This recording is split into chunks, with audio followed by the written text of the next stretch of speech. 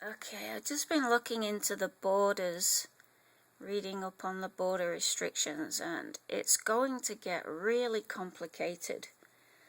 And I was trying to think of a way to show where we're going to be at tomorrow when ACT, New South Wales and Victoria allow overseas flights with no restrictions. That's my understanding.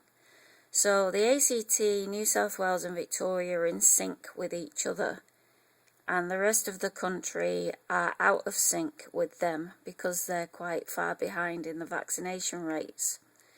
Everybody wants to be up to 80 or 90% before allowing overseas travellers in without quarantining. Definitely 80%, that's for sure. So I've drawn up this map and I've tried to show who's open to who and what's open and what's not open. So you can go to the site, what's it called now?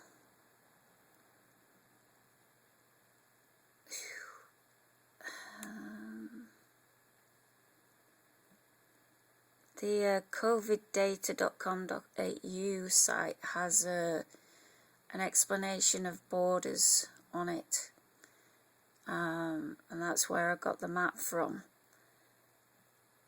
It gives you colour coding for whether it's extreme border restrictions or closed altogether, no exceptions, and that kind of thing.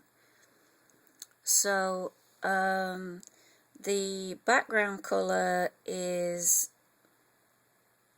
how each state is to each state. So Victoria to New South Wales, New South Wales to Victoria, ACT to Victoria, ACT to New South Wales, etc., etc., is a green zone into itself.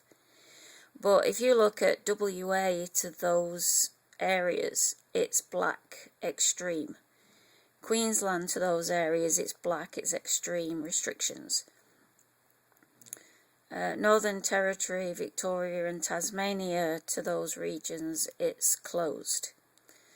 So, and then I've got the little aeroplanes showing that they're all flying in and out, and for the other part of the country, no flying out. So restricted travellers, quarantining required, G2G passes. From the 5th of November, WA requires double vaccinated to permitted travellers from even low risk areas, and New South Wales is staying on the extreme list because they're opening up to the overseas, and WA is not open to overseas travellers.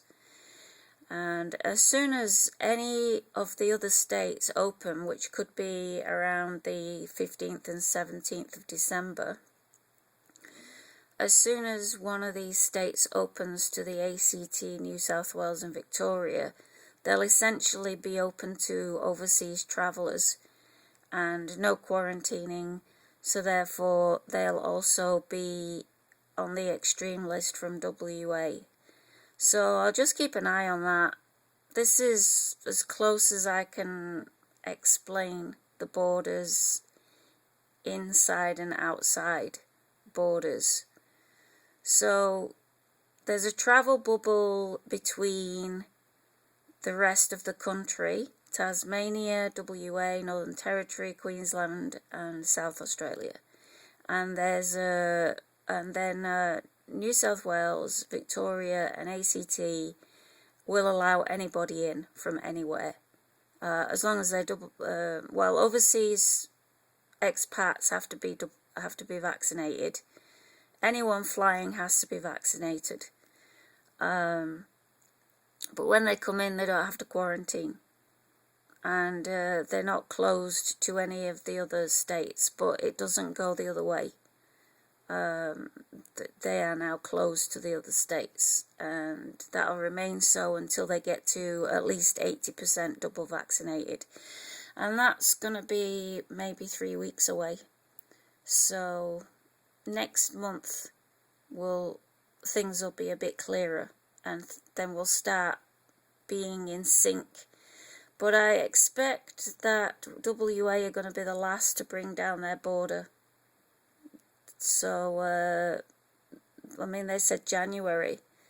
And Northern Territory mentioned January as well. So it could be WA, Northern Territory are out by themselves for a little while.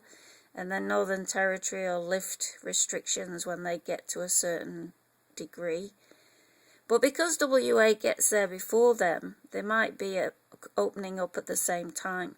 So I'm thinking sometime after January, Northern Territory and WA, and then everybody will be in line and it will be living with COVID after that.